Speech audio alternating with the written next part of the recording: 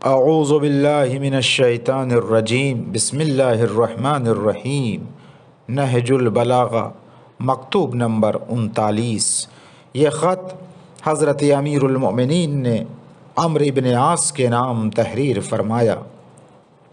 تم نے اپنے دین کو ایک ایسے شخص کی دنیا کے پیچھے لگا دیا ہے جس کی گمراہی ڈھکی چھپی ہوئی نہیں ہے، جس کا پردہ چاک ہے، جو اپنے پاس بٹھا کر شریف انسان کو بھی داغدار اور سنجیدہ اور بردبار شخص کو بے وقوف بناتا ہے۔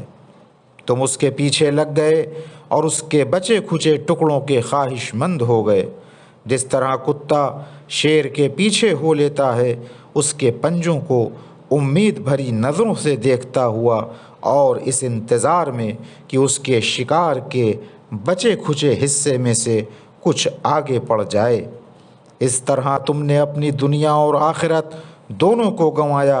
حالانکہ اگر حق کے پابند رہتے تو بھی تم اپنی مراد کو پا لیتے۔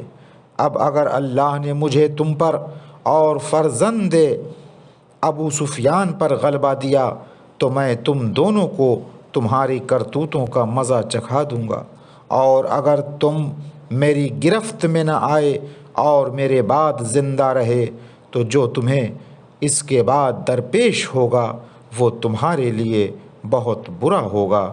وآخر دعوانا ان الحمد للہ رب العالمین۔